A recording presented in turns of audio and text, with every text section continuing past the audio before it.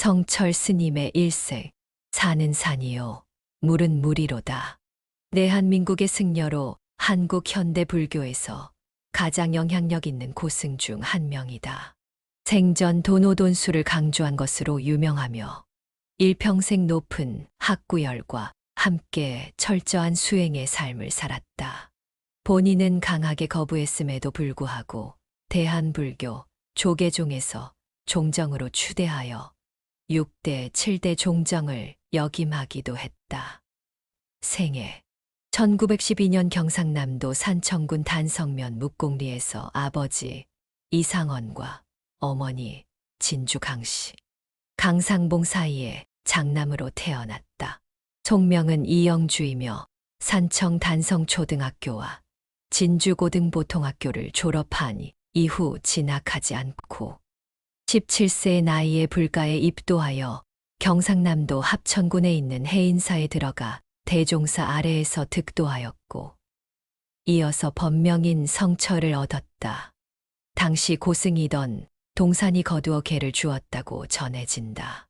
동산은 용성의 제자인데 용성은 민족 대표 34민 중 한 사람으로 당시 한국 불교계 최고의 고승.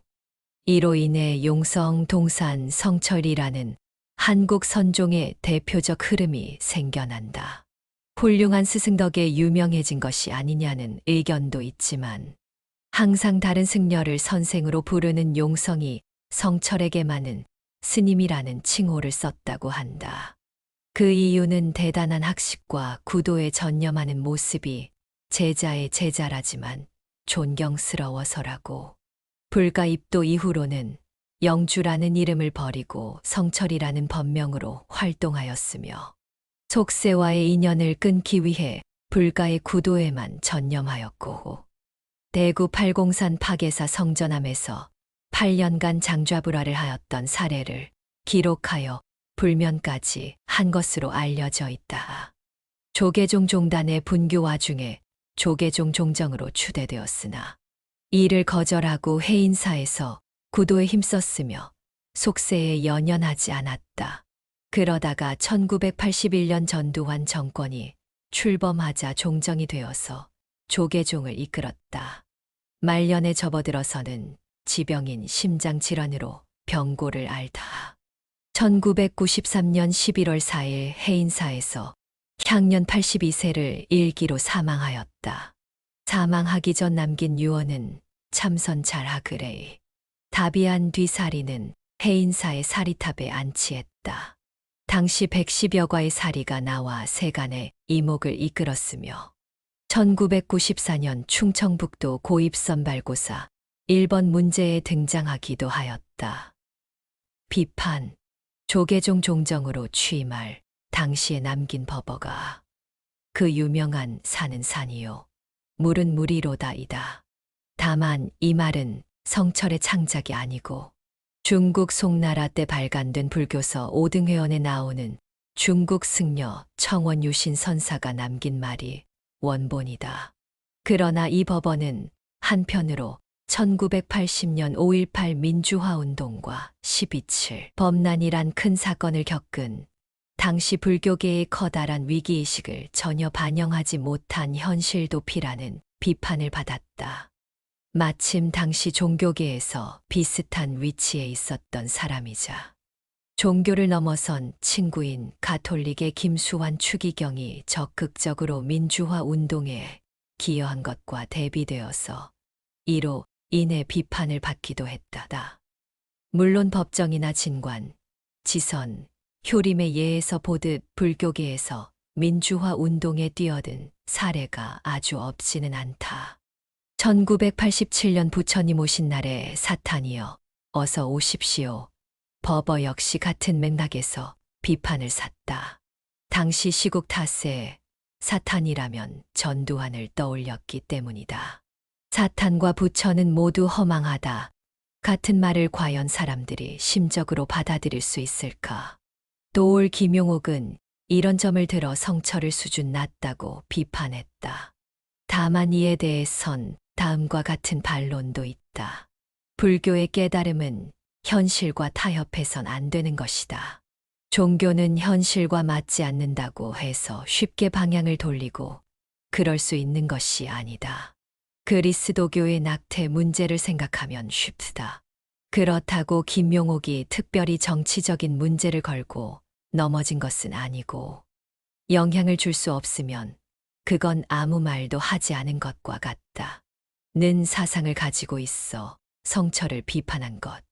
고승진울의 도노점수를 비판하고 그에 맞서서 도노돈수를 제시하기도 하여 불교 세간의 논란과 파문을 일으키기도 하였는데 고승이 제시한 것을 후대 승려가 비판하고 새로운 것으로 고치려 하는 것에 불교계 사이에서도 논란이 되기도 하였다.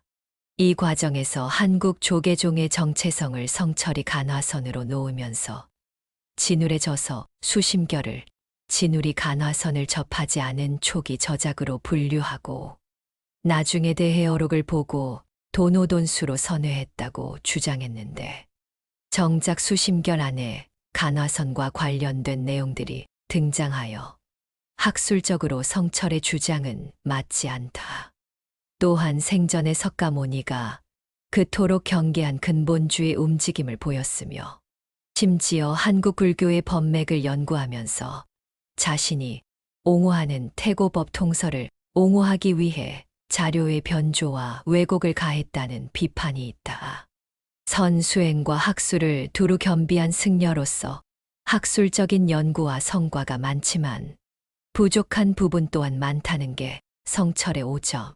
참고로 성철이 옹호하던 태고법 통설과 이와 경쟁하던 나홍법 통설은 전부 실제 역사하고는 거리가 멀다는 주장도 있으며 근본적으로는 조선시대 억불정책 하에서 조선의 불교계가 일반적인 종파 중심이 아닌 불교 문중을 형성의 법을 전하는 문중불교 체계로 가면서 생겨난 혼란이 문제다. 성철은 당대 대선사 만공에게 배웠는데 인가를 못 받았고 셀프 인가에 가깝게 인가를 한 후 만공, 경허를 부정했다고 비판하는 사람도 있다. 본인이 설법한 녹음집을 그대로 책으로 옮긴 법어집인 영원한 자유를 보면 초능력에 대해 설명하면서 유리 갤러를 초능력자라 말한다. 이 당시의 사회는 유리 갤러를 마술사가 아닌 초능력자로 믿는 시기였다. 하지만 본인이 수행을 하여 깨우치면 자기 손바닥 위에 보이듯 모든 만물의 이치를 알 수 있다고 주장하는 사람이 이런 거 하나 구별하지 못하는 것을 보면 과연 진정 큰 스님이자 깨우친 자이며 도노돈수가 옳은 것이가에 대해 의문이 들기도 하지만 본인 스스로 자신이 큰 스님으로 세상 만물의 이치를 깨우친 자라고는 말한 적이 없다다. 또한 8년간 장좌불화 했다고 알려져 있지만 간화선으로 국내에서 상당히 유명한 해국의 증언에 따르면 성철을 만났을 때 어떻게 졸지 않았느냐고 묻자 내가 목석이냐 안 졸게라고 답했다고. 애초에 생리적으로도 그렇게 안 자는 것은 불가능하다. 법정과는 여러 면에서 의견의 차이가 있었다. 1968년 법정이 해인사에 머물 때 성철을 만나기 위해 온 대학생들이 한여름에 땀을 뻘뻘 흘리며 삼천배를 하는 모습을 보고 법정은 예배란 간절함이 우러나와 공손하고 진중해야 하는데 가쁜 숨을 몰아쉬면서 숫자 채우기에 급급한 예배는 아무 소용이 없다며 비판하였다. 법정은 이런 취지의 글을 굴신운동이라는 제목으로 불교 신문에 실었다. 굴신운동이란 말 그대로 몸을 굽혔다, 폈다 하는 운동이다. 즉 절 횟수 채우기에 급급한 건 그냥 의미도 없이 몸을 움직이는 것뿐이라는 뜻이다. 이를 읽고 분노한 해인사의 젊은 승려들은 법정이 바깥나들이를 간 사이에 법정방에 있던 물건들을 모두 치워버렸다고 한다. 그 뒤 법정은 두말 없이 해인사를 떠났다. 또한 법정은 성철이 출가자들에게 책을 보지 못하게 하고 오직 참선만 하게 하면서 본인은 추종자들로부터 수많은 책을 보시받아 탐독한 것에 대해서도 비판적이었다. 다만 1982년 새해 첫날 법정은 성철과 대담을 통해 절에 와서 부처님은 안 찾고 나만 찾길래 3,000배를 하랬다. 실제로 3,000배하고 날 만나러 온 사람들이 심성이 편해진다더라. 내가 뭐 대단한 사람이라고 3,000배를 하겠느냐. 는 말을 듣고 깊은 감탄을 했고 그런 생각을 버렸다고 한다. 그 외에 1980년대 조계종 최고 지도자인 종정임에도 불구하고 당시 세속화되는 종단의 분교 등을 멀리하며 해인사의 말사인 백년암에서 기거했다. 역설적으로 고승으로 점차 명망이 높아가자 정치인과 재벌 등 여러 유력자들이 해인사를 찾아 성철을 만나고자 했다. 그러나 성철은 아예 백년암 근처에 몇 년 동안 가시덤불을 쳐놓고 수행하는 승려 두어 명 외에는 들이지도 않았다. 오히려 근처에 있는 다른 말사인 희랑대가 성철 생전 백년암에 더 가까운 모습이다. 1978년 구마고속도로 개통 때 박정희 당시 대통령이 해인사를 찾아 성철을 만나려 했으나 성철은 세상에선 대통령이 어른이지만 절에 오면 방장이 어른이므로 삼배를 안 할 바에야 만나지 않는 게 낫다며 삼배를 요구하여 만남이 무산된 적이 있다. 성철하면 떠오르는 트레이드 마크는 기워입은 누더기 승복이다. 그러나 사망 후 그려진 탱화나 입상 같은 건 죄다 어째 번쩍번쩍하다. 심지어는 꽤 죄죄한 말사였던 백년암도 자동차가 올라갈 수 있도록 포장하고 높은 누대를 쌓아 웬만한 사찰 규모로 키워버렸다. 현재는 백년암 오두막 뒤편에 성철의 좌상을 모신 커다란 법당이 자리한다. 마찬가지 맥락으로 사망 당시 다비를 거창하게 하지 말고 사리를 뒤지지 말라는 유지가 있었으나 제자들은 그 말을 듣지 않고 다비식을 거창하게 열었다. 사리도 방송 카메라 앞에서 대대적으로 수습했다. 다비식 당일에는 지상파 라디오 방송 3사 및 BBS에서 모두 출동하여 다비식을 생중계할 정도였다. 해인사를 비롯한 일대가 방문객으로 북새통을 이룬 것은 당연지사. 이때 110여 과의 상당히 많은 사리가 나와서 모여든 신도들도 역시 큰 스님이라며 안도했다고 한다. 사리 항목으로 사리탑은 해인사 경내에 있는데 상당히 현대적인 형태이다. 성철의 이야기를 담은 책으로는 성철을 보필한 원택이 저술한 성철 스님 시봉 이야기와 성철의 딸 불필의 회고록 영원에서 영원으로 등이 있다. 산청군 단성면 묵공리에 성철의 생가가 있다. 성철이 사망한 후 생가를 찾는 사람들이 많아지자 산청군에서 관광의 일환으로서 생가 복원에 나섰고 불필의 동의를 구해 생가를 복원하였다. 다만 불필은 생가만 덜렁 있는 건 의미가 없으니 관리도 할 겸 사찰이 같이 있어야 한다 했고 그래서 불사를 일으켜 겁외사란 이름의 사찰이 2001년 3월 건립되었다. 통영대전 고속도로의 바로 옆에 있으며 단성 IC에서 3분이면 접근 가능하다. 성철은 유학자 집안의 장남이었는데 아들이 출가하자 아버지는 석가모니가 내 원수다면서 집 앞에 강을 가로지르는 그물을 쳐놓고 매일 물고기를 잡아와 매운탕을 끓여 먹었다고 한다. 내가 살생하는 것이 불살생을 원칙으로 하는 석가모니에게 복수하는 것이 이 이유였다고. 당시만 해도 수냨억 불의 잔재가 남아 있어서 유학자 집안에선 승려로 출가하는 걸 천시하는 편이었고 그것도 가문을 이을 장남이 그리했으니 아버지 입장에선 정말 반감이 심할 수밖에 없다다. 물론 나중에 가서 아들이 깨달음을 얻은 고명한 고승이 된 것을 보고 나서는 마음을 풀고 15년 만에 강 앞에 쳐두었던 그물을 거두어들였다고 한다. 이후 아버지는 세상을 떠나기 직전 이놈들아 나는 성철 스님에게 간다. 고 고함을 지른 뒤 숨을 거두었다.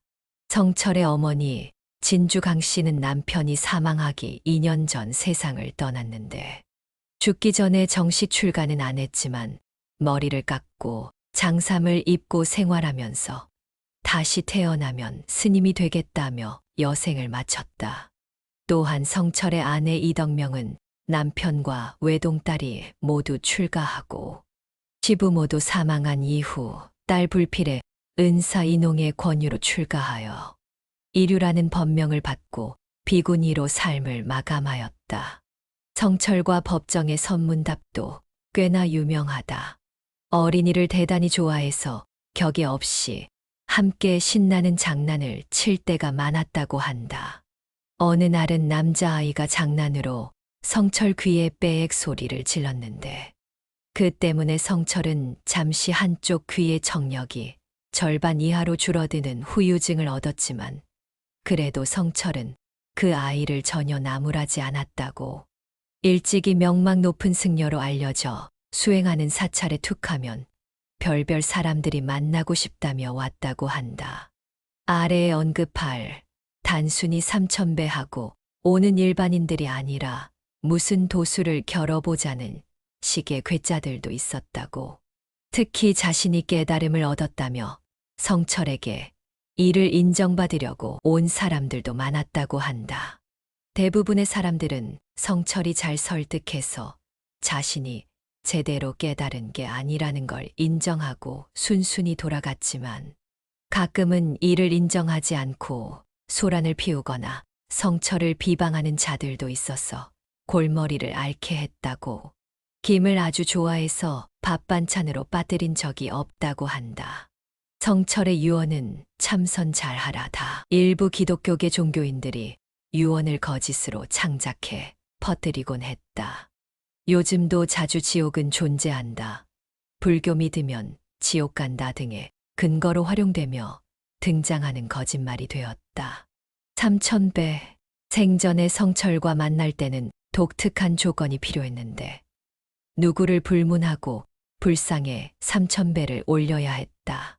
여기에는 어린이들도 예외가 아니었다. 한 어린이는 절하는 것이 너무나 힘든 나머지 스님, 다시는 100년 함에 안 오겠습니다. 다시 오면 제가 개새끼입니다. 라고 내뱉어 버렸다. 하지만 성철은 화내기는커녕 그 어린이가 간 뒤 그래도 그 놈 대단하다. 찌할 소리는 다 하고 갔제. 라며 감탄했다. 그리고 나중에 그 어린이가 부모 손에 이끌려 100년 함에 다시 오자니 그때 안 온다던 그 개새끼 아이가? 라며 반갑게 맞이했다고. 참고로 이 이야기는 원택 스님이 쓴 성철 스님 시봉 이야기에 등장하는데 그 당시에 이 꼬마는 중년의 치과의사가 되었다고 한다. 다른 버전으로는 한 남자가 아이를 데리고 삼천배를 하는데 성철이 니 뭐 하러 왔노? 묻자 예 큰 스님. 하던 사업도 망하고 마누라도 도망가고 몸도 병이 들어서 스님한테 한마디 들으려고 왔습니다. 그때 성철이 옆에 서 있던 아이한테 기습적으로 꿀밤을 먹이고 아이가 놀라서 멀뚱멀뚱 노려보자 몇 번 더 꿀밤을 먹이고 열받은 아이가 성철을 보고 냅다 야 XX놈아 라고 소리를 쳤다. 그러자 성철이 웃으면서 야 니는 야처럼 할 말 다 하고 사나. 1982년 1월 1일 법정과의 선문답에서 성철은 신도들이 자꾸 절에 와서 부처님은 아니 보고 나만 만나려고 하니 안 된 일이라며 자신은 아무런 도움이 되지 못하는데 왜 나를 만나느냐. 그래서 내가 삼천배를 하라고 하는 것은 나를 보러 온다는 사람들에게 이를 이용해 부처님에게 기도를 시키는 것이다. 실제로 부처님께 삼천배를 하면 심적으로 변화가 오고 도움이 된다. 절대로 내가 대단한 사람이라서 삼천배를 시키는 것이 아니다. 고 했다. 간단히 말하면 나를 보러 오는 사람들에게 핑계 삼아 부처에게 3,000배를 시킴으로써 그 사람들에게 도움이 되고자 하는 것이지. 도움도 안 되는 나를 보려면 3,000배를 하라고 하는 것이 아니라고 했다. 제자 원택이 출가하기 전 친구와 처음 성철을 찾아갔을 때다. 좌우명 하나 얻으러 왔습니다. 라고 하자 성철은 절돈 3,000원 내놓아라고 했다. 원택이 주섬주섬 3,000원을 꺼내자 그 돈 말고 란 호통이 떨어졌다. 그제야 저를 3,000배 해야 준다는 말임을 깨닫고서 스님, 출가하면 비구는 250개, 비구니는 500개, 보살은 48개를 받는다고 하는데 저희는 고작 한 말씀 얻어가는데 3,000배씩이나 할 필요가 있겠습니까? 라고 하자 니는 불교에 대해 많이 아는구나. 니는 10,000원 내라 했다 한다. 원택은 그 첫 만남에서 속이지 말라는 좌우명을 얻었다.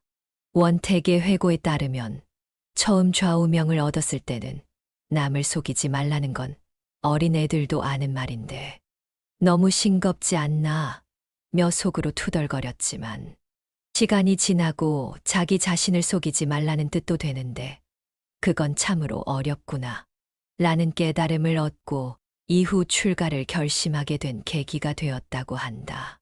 원택은 그 뒤 몇 번을 더 방문해 25년을 끝까지 모신 상좌가 되었다. 내 말에 속지 마라. 일생 동안 남녀의 무리를 속였어.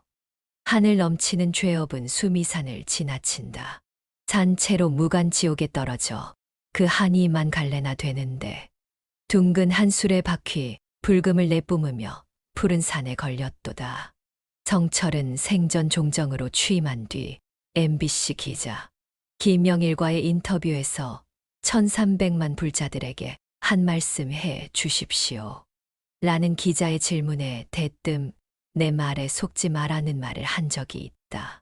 성철 자신이 대한불교 조계종 종정으로 이름 높았을 뿐 아니라 수행도 깊은 승려였는데 그런 사람이 자신의 말은 모두 거짓이라고 했을 뿐 아니라 또한 사망하면서 이런 개송을 남기기까지 했으니 더욱 오해를 사기 충분했다. 크리스트교, 특히 한국 개신교에서는 불교를 공격하면서 의례 성철의 이 말을 가져다 인용하고 있다. 성철의 평전 자기를 속이지 마라에 저자 소설가 정찬주에 따르면 성철이 사망하고 몇 년 동안 성철의 저 열반송에 대한 기독교도들의 편지며 논문 형식의 글들이 우편으로 배달되었는데 가나안 농군학교에 있다고 소개한 어느 장로는 열반송에 성철의 한과 구원받지 못한 상황이 솔직하게 토로되어 있다며 몇 년 동안이나 장문의 편지를 보내왔으며 성철의 열반송을 나약할 수밖에 없는 인간으로서 솔직한 고백이며 구원받지 못하고 천당에 이르지 못한 성철 자신의 상태를 말한다고 해석했다고 한다. 이후에도 이와 비슷한 해석이 크리스트교, 특히 개신교, 전도사들 사이에 등장해 거봐라. 불교는 구원이 없다. 죽을 때야 그 사실을 안 성철은 그래서 죽으면서 그동안 제대로 몰라 남을 속인 것을 후회했다면서 성철이 죽기 전에야 자신이 틀렸음을 인정했고 불교는 거짓이며 크리스트교만이 참 종교라고 인정했다는 것이다. 인터넷에서도 꽤 널리 퍼져 있는 이야기다. 우선 선종의 선문답에서는 은유와 반어, 역설이 상당히 많이 사용된다. 따라서 불교에 대한 이해가 부족하거나 아예 없는 경우 해석이 어렵고 반어법이나 역설법의 특성상 그 문장을 묻면 그대로 읽어서는 그 담긴 뜻을 완전히 풀이해냈다고 말할 수도 없다다. 애초에 문면에서 성철이 한평생 내가 세상을 속였다는 말이 개신교의 해석처럼 불교가 틀렸고 크리스트교가 옳다. 지금까지 내가 한 수행은 전부 거짓이었다고 인정한 것이라고 귀결시키는 것은 저자의 뜻을 반영하지 못한 성급한 오류라고 할 수 있는데 이중섭도 나는 세상을 속였다고 했고 백남준도 예술 그거 다 사기야. 고등 사기라고 했는데 그러면 이중섭이나 백남준이 말 그대로 사기꾼이고 거짓말쟁이가 되는 건가? 이미 불교계에서는 이러한 개신교도들의 악의적이고 일방적인 곡해를 경계하고 반박하는 기고를 몇 번이나 냈다. 개신교도들이 모른 척해서 그렇지 법정은 진정한 참회와 함께 지옥에 가서라도 중생을 구제하겠다는 커다란 서원이라고 풀이했고, 성철의 제자 원택은 성철의 자신에게 속지 말라는 말은 나한테서 뭘 바라지 마라. 깨달음을 얻는 것은 결국 스스로의 몫이다라는 뜻이고, 자신에게 의존하거나 숭배의 대상으로 삼지 말라는 뜻이었지. 자신의 가르침을 부정하거나 그리스트교가 우월하다고 인정한 것도 아니었다며, 사람이면 누구에게나 영원한 생명과 무한한 능력이 있고 부처님이 설하신 법을 따라서 누구라도 그 영원한 생명과 무한한 능력을 개발해 쓸 수 있는데 왜 그걸 스스로 개발하려고 하지 않고 나만 쳐다보고 사느냐. 이건 내가 중생들을 속인 꼴이다. 는 말을 돌려서 말한 것을 저렇게 곡해를 하느냐고 어이없어 했다.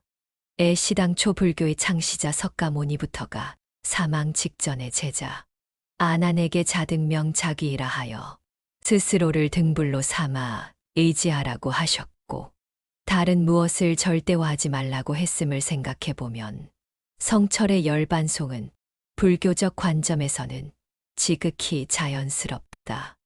사탄이 곧 부처라고 하는 말도 그리스트교의 관점에서 보면 납득하기 어려울 수 있지만, 불교가 분별해서 번뇌가 시작된다고 가르치는 것을 생각하면 어떤 것은 신이고 어떤 것은 사탄이라고 처음부터 구별을 딱 지어 놓고 살지 말라는 말에 가까우며, 부처라는 말이 신일 뿐 아니라 깨달은 자라는 의미도 있음을 생각하면 사탄이 곧 부처라는 말은 크리스천들이 거의 온갖 부정하고 추악한 것들을 모두 뭉쳐놓은 사탄, 곧 악마에게도 부처가 될 수 있는 최소한의 가능성 불교식으로 말하면 불성이 있기는 있다고 인정하는 말에 가깝다. 그러니까 백정도 칼을 버리면 부처가 될 수 있다의 다른 버전인 것이다.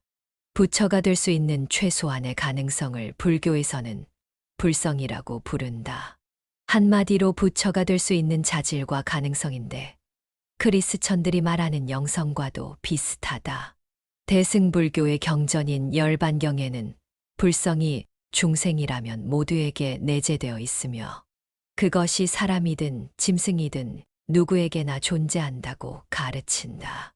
이 불성은 사람과 동식물의 종을 가리지 않고 선악의 유무나 윤리적인 잣대마저 초월해서 보편적으로 존재하는 내재된 깨달음의 씨앗이자 성불 가능성이라고 할 수 있는데, 법화경에서는 인간의 내재된 불성이라는 것에 대해서 옷 속의 구슬이라는 비유가 등장해 이미 우리 안에 부처가 될 수 있는 불성과 그 씨를 뿌릴 텃밭이 모두 갖추어져 있으니 그것을 바깥에서 찾으려 하지도 말고, 내가 못 찾았다고 그런 게 애초에 나한테는 아예 존재하지 않는다고 자포자기하지도 말자고 말하고 있다.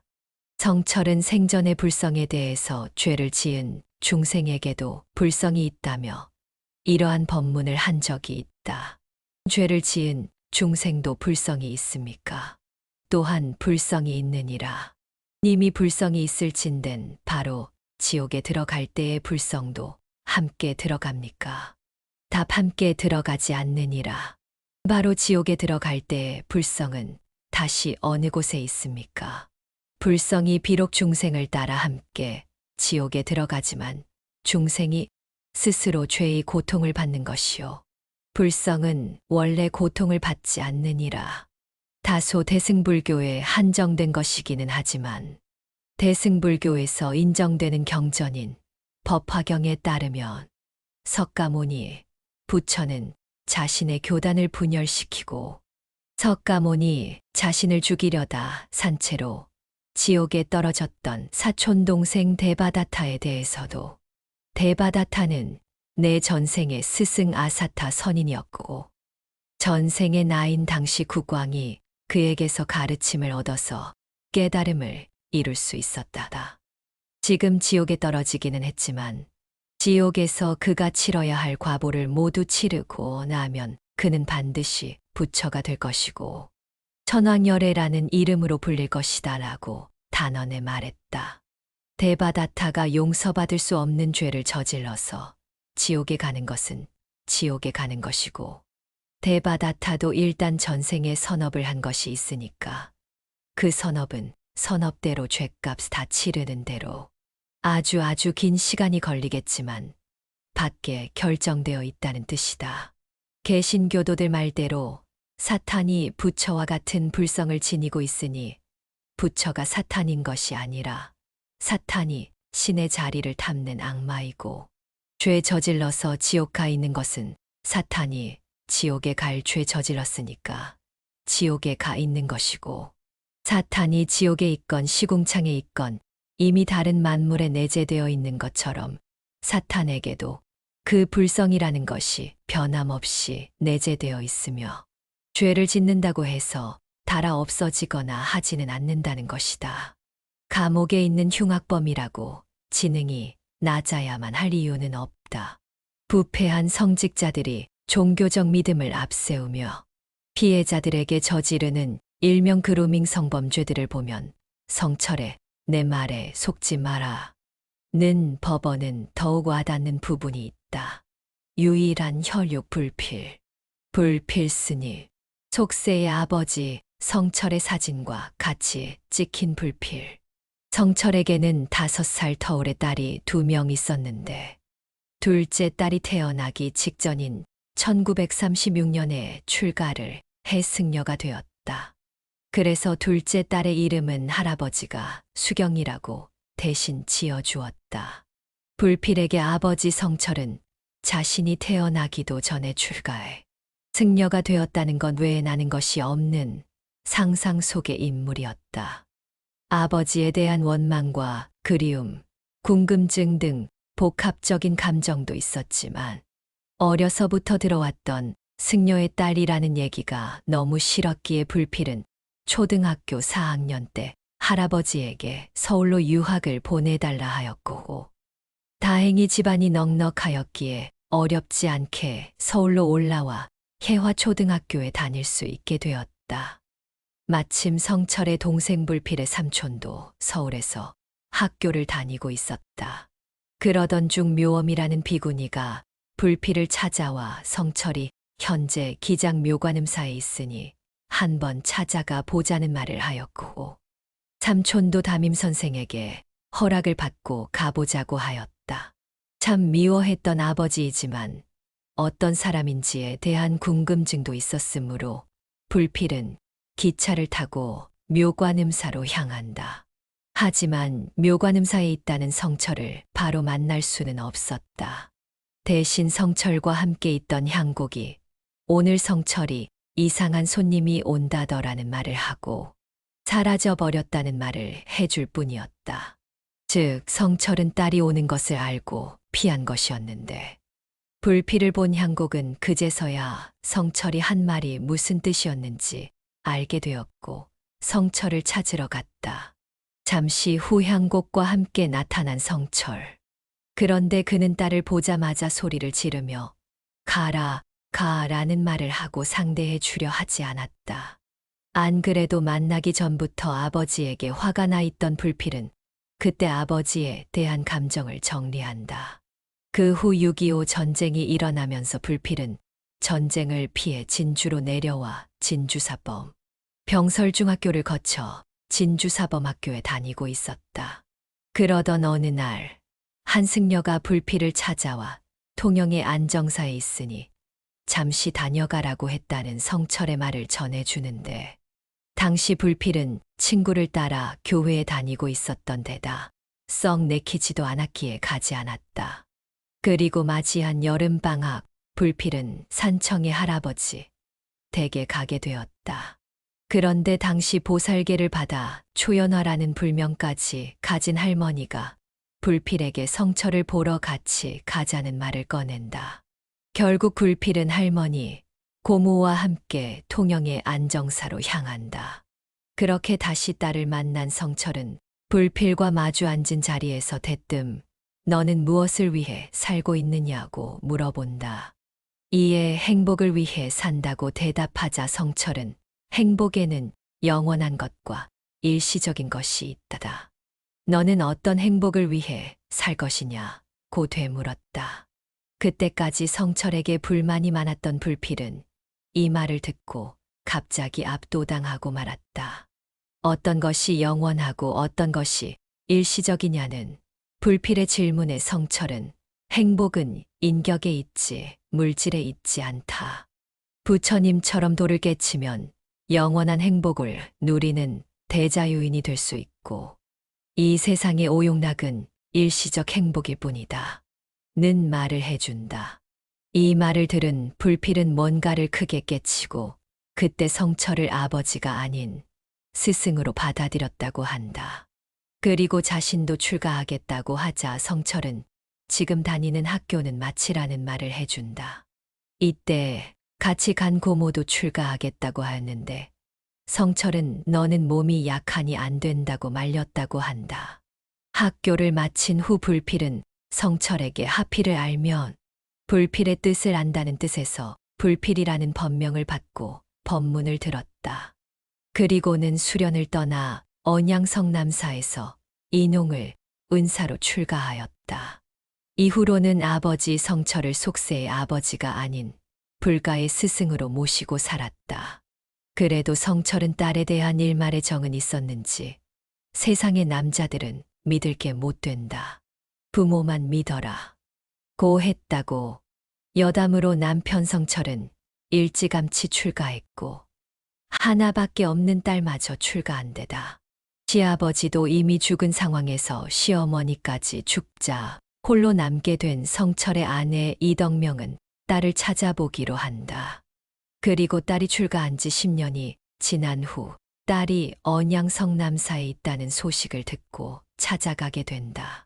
어머니가 자신을 찾아왔다는 소식을 들은 불필은 처음 자신을 피했던 성철처럼 자신도 어머니를 피했다.